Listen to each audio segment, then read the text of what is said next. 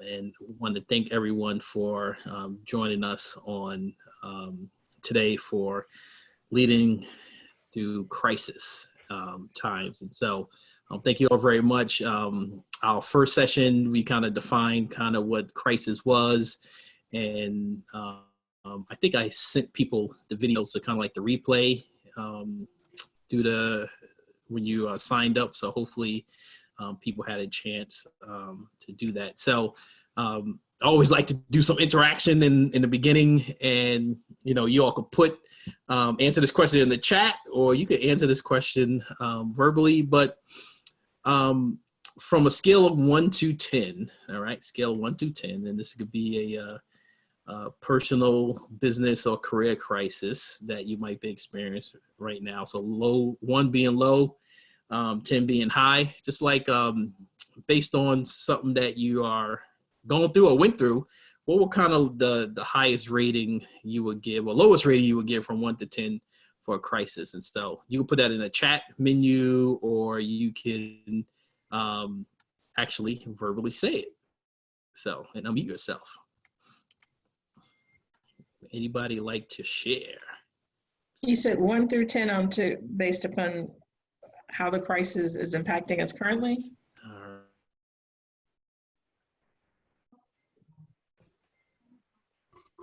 Yeah, something currently, or something you experience. Well, if we're talking about the COVID-19, it's probably like a 10. All right. I hear you. It was just, it was very quick, swift, and it's kind of lingering. Yes. And it's something that, has like shut down this whole world, including this nation. So anybody else want to share from 1 to 10, kind of like a crisis that you don't have to tell us what the crisis is, but personal, career, or business that how would you rate that crisis? And why? Hey, this is Joe from North Carolina.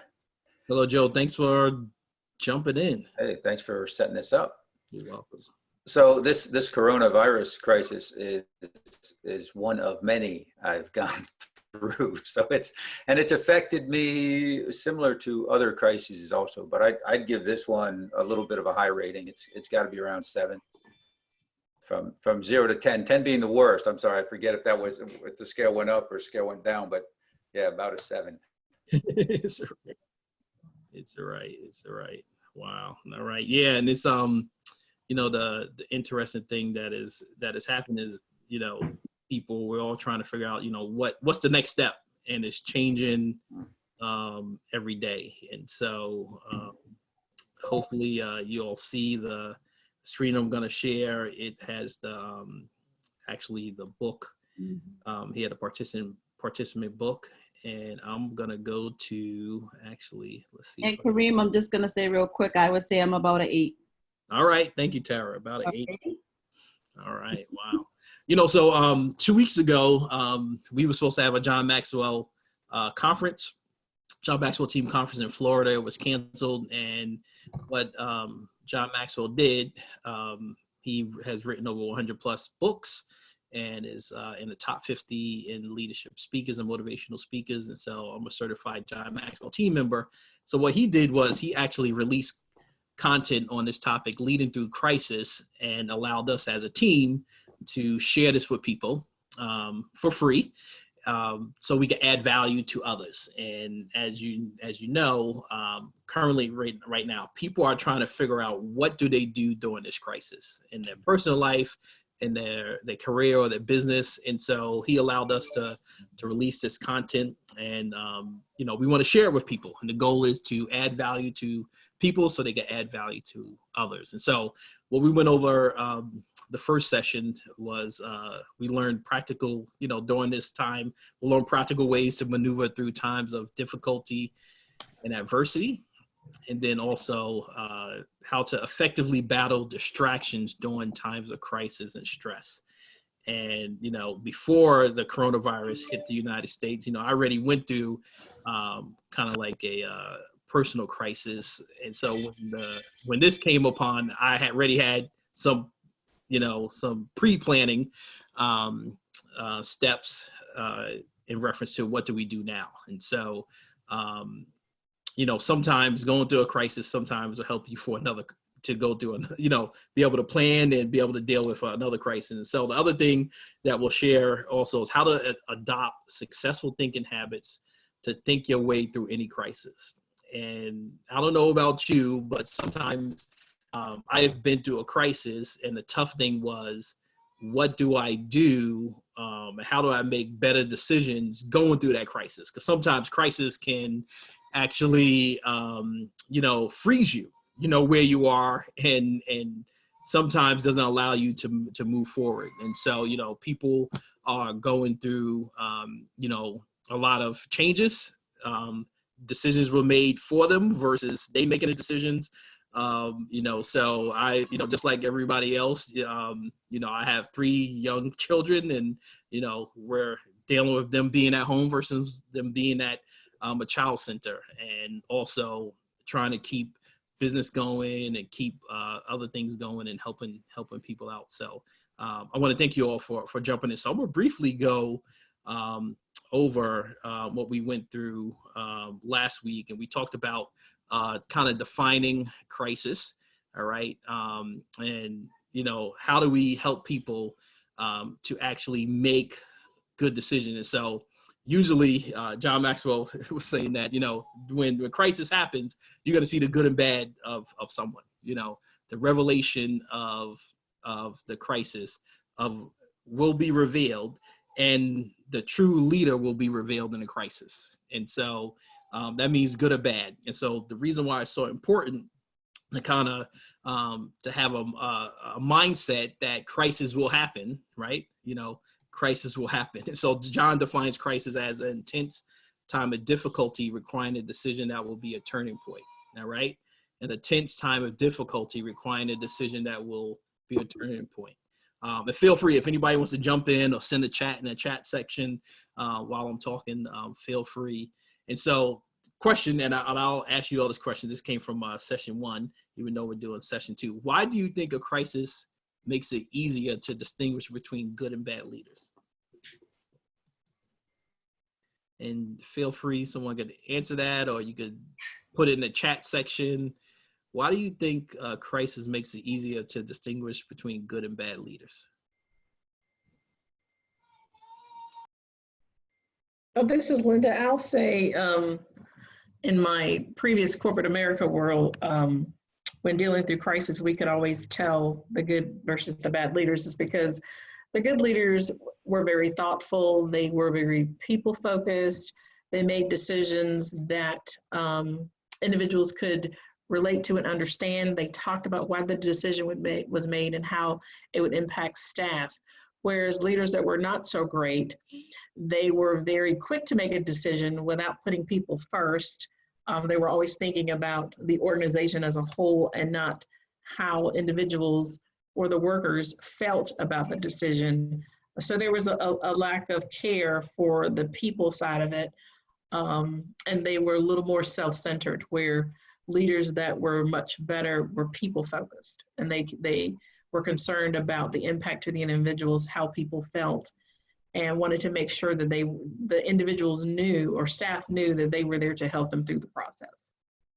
So true. And so, it's so telling what you were saying, that, when you're going through a crisis, people are looking for leadership, right? And people are looking for someone to lead people. Now, that doesn't mean that the leader has to have all of the answers, but the leader should exude that they have control. All right. Right. So Yeah. I'll give you all kind of like, a quick thing. I deal with a team of people, and my team always, when there's a crisis, they look to me for direction.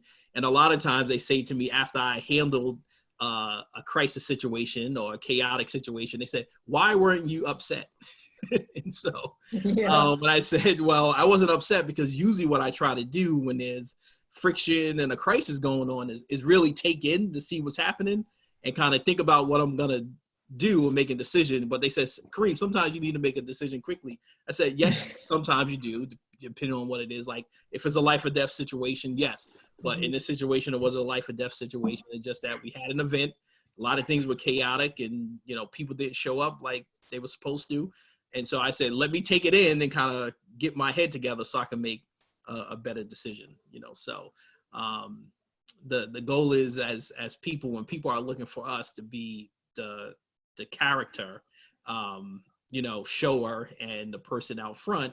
And that means in having a title, not having a title, it just could be, where you are in your life or your career, your business. So any other feedback, Tara or Joe, from that question? All right, cool. So we're going to talk about today, battling distractions during a crisis. Battling distractions during a crisis. And so, in the second part, if you watch the video, John talks about how there are many distractions in a crisis, right? Okay. So many distractions. So whether it's, breaking news alerts on the Even News or panic report from the stock market, there are plenty of things seeking to pull a leader's attentions away from the issue at hand.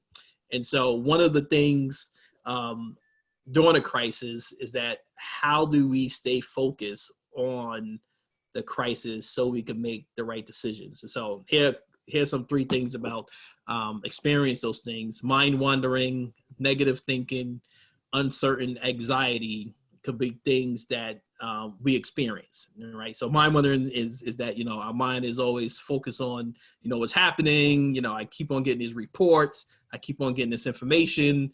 And so I'm thinking about other things versus just thinking about the crisis at hand. And then negative thinking is, I don't think we're going to get out of it, right? You don't see anything changing from this crisis. And then uncertain anxiety, so fear. Talking about uncertain anxiety, John Maxwell Team has a great personality report. It's called a DISC personality style. And it talks about when you look at the style, 69% of the people in the world and in America are people that are looking for security, right? So you're probably, the reason why there's no toilet paper in the supermarket or the stores, because people are fearful. They have anxiety, right? And so because the majority of the people are fearful, they need to feel secure. So as leaders and as people, when we're dealing with a crisis and the people are looking for us, how can we reduce the anxiety that people are dealing with so we can help them out? And so that's the reason why it's important that leaders, when there's distractions, we need to pull back and get more focused, right? So question number 1, in your opinion, why is it so easy for a leader to get distracted during a crisis?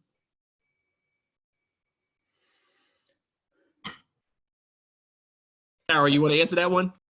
I'm going to speak from my own experience. I think one of the things, can I go by what's currently going on now? Is that okay? Oh yeah, that's fine. This is the reason. Of course. So I think with me, with the mind wandering is, of course, the unknown, the uncertainty, but also all the different information that you kind of have coming at you from all different types of resources. You don't really know what to believe or whose story or who's exactly telling you the truth on what's what as far as what's going on. So, I mean, that's where my mind kind of starts to wander. So as far as what direction, what am I doing with my building? Am I shutting down my business? Am I going to continue to work? Am I an essential person? So until you start getting those answers, it's then I'm able to focus a little bit more as I get the right information, if that makes sense. That's right. I hear you. And, navigating those things is huge. As you can hear, I have my 2 children in the background. They busted through the gate, right? So these are the things that we're dealing with, right, during this crisis time. On top of, I help a lot of business owners that are going through a crisis right now, right? I know, baby, I know, right? You'll see me in a few. So, one of the things that people that a lot of businesses are, every single day is changing, right? Every single day, people are asking, what is the next step? What do we do next? How do we help out our business? What do we do? And some of those things we don't know the answers to. So I give you an example. There was a business owner that he has a good team in his business. So he shared everything. He shared his numbers. He shared where he was. He shared, should they shut down? Should they stay open? And so these are uncertain times. And if we can have confidence, it will help us out. So Linda, you want to share about that question also? I would say it's easy for leaders to get distracted during a crisis because we are all human, first of all. And so our first instinct is to think of ourselves and what's the impact to us as a person, what's the impact to us individually, and our families. So that's typically where leaders first go, because we're human and that's just a natural instinct. And so after they've had a chance to get over themselves and the impact of the family, then they start to focus on the business. But it's just very easy to get distracted because it's a personal thing, especially when you're talking about now with the coronavirus is, people are trying to figure out, what's tomorrow's going to be like, kids daycare, feeding families, if you've got elderly parents, so you're thinking about that, but you're at the same time, you're still thinking about the business and how it will run or what's the impact to the staff. But it's so easy to think about ourselves first because, again, we are human. And so it's just a natural instinct for that to happen. It's true, and the interesting thing is, what do we do, right? So as I'm a lead faculty of a program called 10,000 Small Business Program, funded by Goldman Sachs. And so we're teaching people. We had to get away from the face-to-face, go online. And a lot of people saying, listen, I don't even know what to do with my business, right? Some people, the decisions was made for them to close down. Some of the decision was made for them to close down. Some of them were remain open, so it's very interesting. Joe, you want to share a little bit on that topic? Yeah, I think I agree with Tara when she said that so much is coming at the business owner from many different directions. And, it's changing every day. So you can't get away. If you turn on the TV or you look at Facebook, everyone is talking about the coronavirus, and most of it's not good news is what I'm seeing. Although I know some businesses are thriving. They're really taking this crisis and moving ahead with it. But there's a lot of businesses that don't know what to do. Yes. And, I think I just changed to providing service. I'm not out there. My client acquisition activities have basically gone to zero. My whole deal is just seeing what I can do and how I can be of service to businesses during this time. So tell us a little about your business, Joe, and what you do. I work with business owners that have a business between $1 to $10 million, help them to solidify their business and create a business that's more valuable on the marketplace, either if they want to back off or back out, so that they have a better, what might be considered a medium long-term plan for their business. That's right. And it's very interesting, right now, like I think Tara was saying earlier, there's so much information coming down the pipeline. I get so many emails about, crisis, loans and grants and, and talking to business owners, they're trying to decipher that information. Yeah. Right? And so some of them are saying, which one do I apply for? If I apply for this information, I'm not going to lose out on this. So, right now they're trying to make the best decisions, but there's so much stuff out there that really people don't know what's the next step. So based on what I've been doing, I've been telling people, listen,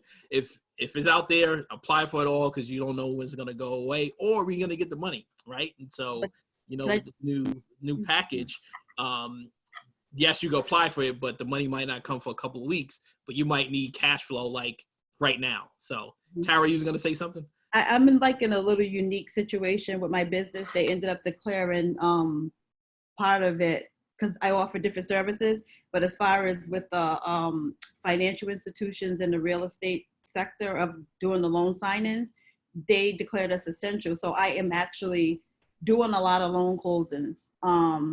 But it's just a matter of deciding where I'm going to go. Who do I want to service? How are we going to service? What safety measures are put in place? So believe it or not, people are refinancing, taking out lines of credit. They're like doing whatever they can do right now. So the odd part about it is I'm only allowed to do that piece of my business is what we were told. And so I'm doing the loan closings. I'm traveling. I'm having people coming to me, but only by appointment now. So a lot of my structure has changed. But this is like my first time being a business owner, going on year 4. So it's still like, woof, overwhelming. I'm thinking, all right, I'm going to shut down, but then I'm being told I got to operate, but I only can operate doing this portion of my utilizing this, providing those specific services. So believe it or not, I'm working, but it's a matter of, okay, I can't go to mass, and safety, just putting safety measures. Right. Right.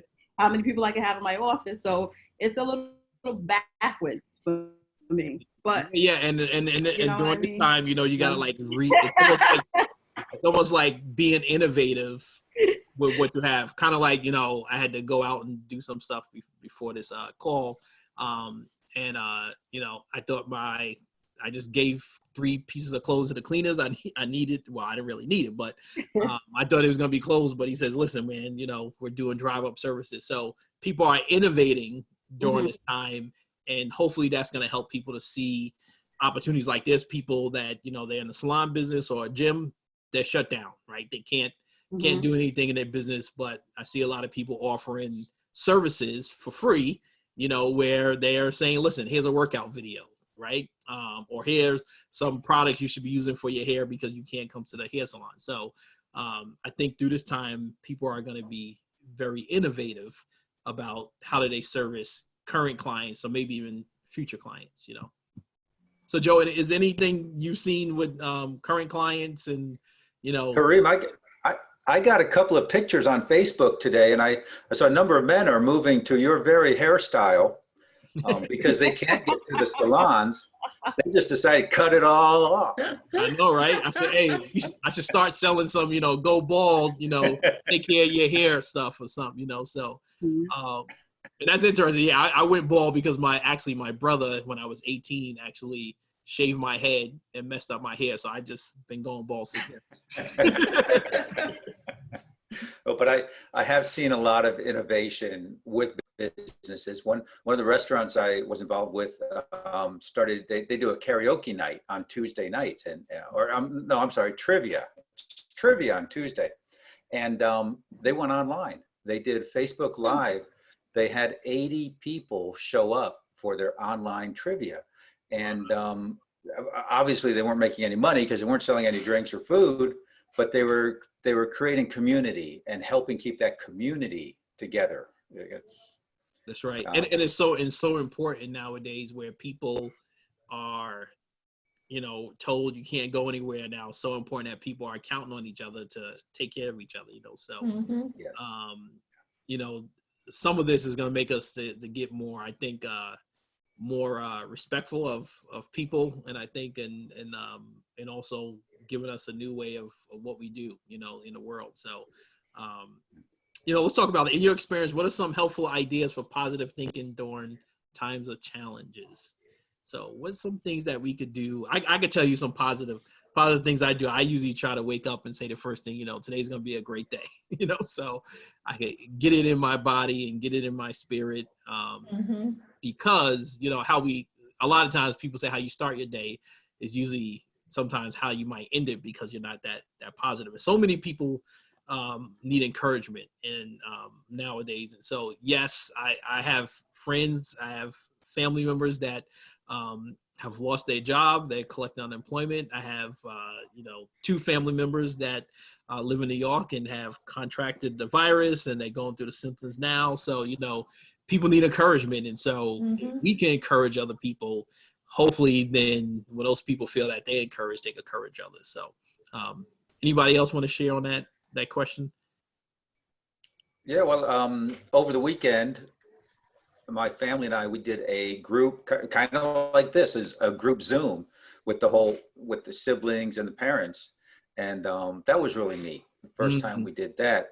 But there are also a lot of networking groups have moved to online. That's right. And like BNI, I know moved to online. yeah. And their biggest thing is face to face, right? That's like their Hall of Fame. You have to be in a room every single week. Now you can't be in a room, you know. And I think folks are making phone calls. I mean, I've gotten some phone calls. I've reached out to people I haven't spoken with for a while, and that's been nice. It's been interesting. Yes, I'm gonna do that one. That's a good idea. A family Zoom conference call meeting. I didn't think about that one, but I'm gonna do that one with my family. So that's a good idea. Anybody else feedback, Linda or Tara, about that last question? Or anything else, anything that's like, you know, looking at the information. I don't know if anybody's looked at the videos that John, that I sent you all to link to the replay, but anything that you want to talk about that you say, wow, you know, I saw this information, or I want to share this with the group.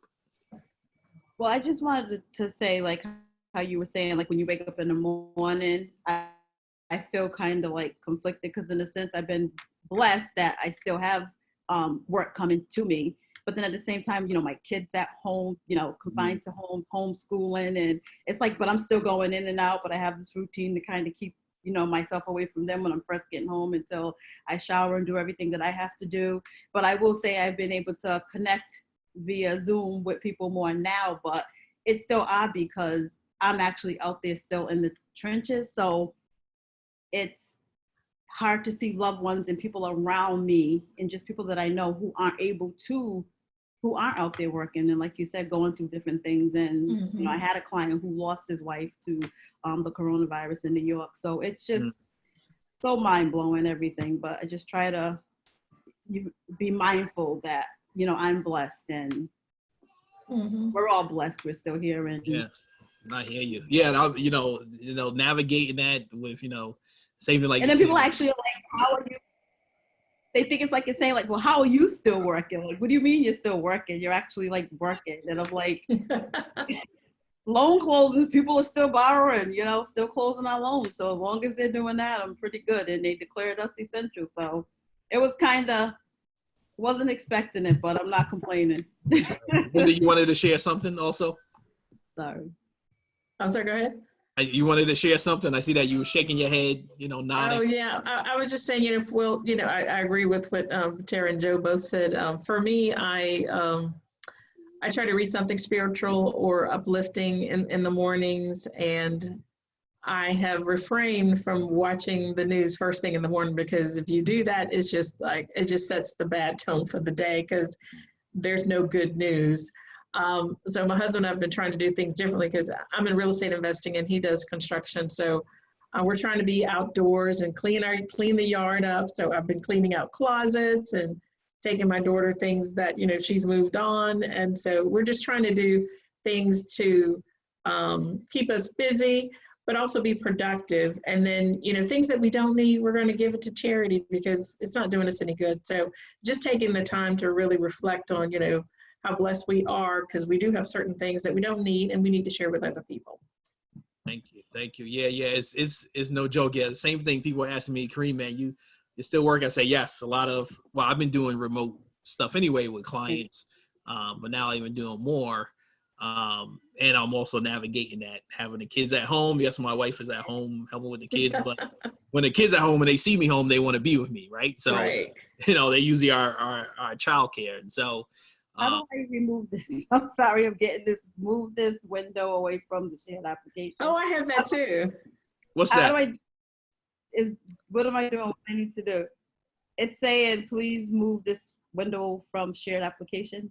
Now it's gone. It's gone. All right.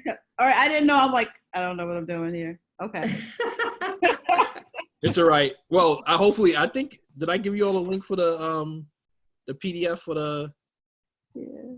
I mean, I can see it, but it's just flash. So I'm thinking, am I being told to move something? I don't know. All right. Let's see here. Let's see if I could make it look better. All right. There we go. Maybe that works. Cool. All right. So I'll send you all the link to the workbook also. Yeah, I haven't seen the link. I'll send you that link to the workbook.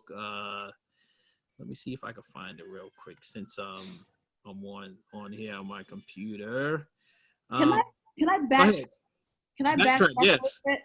So Yeah. I know you were talking about how, and I've gotten like calls, and I've did a couple of like listening into the webinars and stuff like that with all the different loans and stuff like that that they have that they're offering for small businesses. But I've opted not to apply for anything right now. I know that sounds kind of weird. No, it's not. It's not weird. It's really up to you and what. I'm viable, so I don't want to take on unnecessary debt that I don't need. If that makes sense. Well, some of the stuff will come out in a grant or it will be forgiven. So some of the people, I understand what you're saying. Some of the people I've been talking to, they don't need it now, but they said, well, maybe they might need it later. I just put the link to the participant PDF in the chat box. Thanks. And so some people said that they might not need it, but they might need it in the future. Say, for instance, their industry collapses soon, then they might. So, and then some other people are saying, well, I might need it, but I don't need it right now, but I might need it in 5 weeks or 2 months or so. I've been saying, because they're not going to disperse the money in 3 weeks, maybe you should apply for it. Just because you get approved for it doesn't mean you have to draw down the money. So, which that's a good thing to know, that maybe you know, things like turn back and became better and now you don't need it. So it's really up to the individual business owner. But there's people that I know that's in the restaurant industry that they're shut down.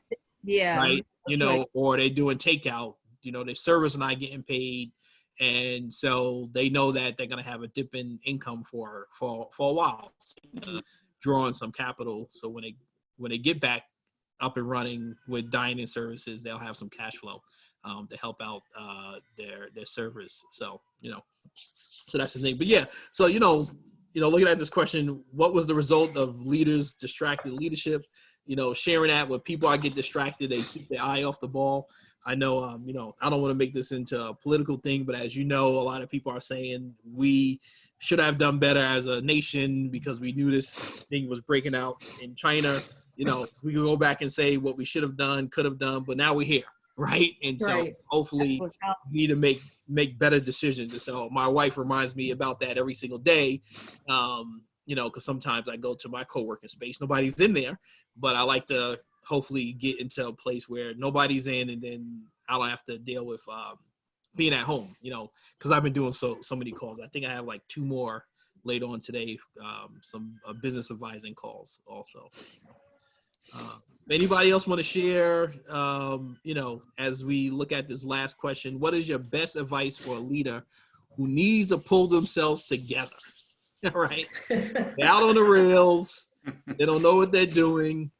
They have all these things coming at them. They keep on talking about negativity, but you know, what kind of be some advice we could share with them, and anyone could share. And Joe, you might even have a client that you probably shared some good advice with that you don't have to name who they are, what they do, you know. Well, that's interesting because Thursday I'm doing a mastermind session. We're starting out with the Covey quadrants, the 4 quadrants that Stephen Covey presented in his book many years ago. Still valid today. And so we're talking about, and what I've spoken with owners is that there's so much coming at you, and not much of it is important. There's a lot of stuff coming at you that may not be very important, and you need to put that on the back burner. You've got to focus on what's important. There are some urgent and important things to pay attention to, but then there's the important things that are not urgent. And sometimes those are where your focus is most valuable. So I'm trying to help the business owners clear their plates so that they can focus on what they can do during this time, not what they can't do. So true. So true. And so, Linda, you want to share a little bit? Go ahead. Yeah, I totally agree with Joe says. Yeah, you have to focus on what's in front of you, what's within your control. For me personally, when, the first thing occurred, my husband kept saying, well, you're just like, it's not a big deal. I'm thinking, well, in the beginning, 3 or 4 weeks ago, I didn't think it was as big of a deal as it is today.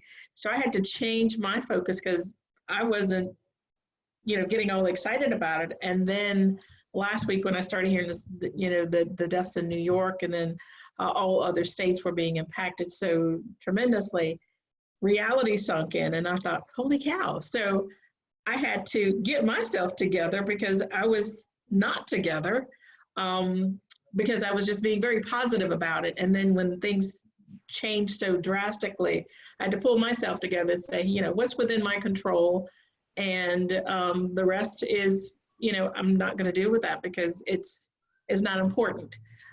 So that's one of the reasons why, for me to give advice to others is to look at myself and how did I handle that situation. And it's easier for people to relate because, again, we're all human. We're going to go through our own individual experiences, and then we need to take those experiences to share with others and to help them, along the way, and just let them know it's okay to be scared. It's okay to react, but then, get yourself together and then start all over. That's right.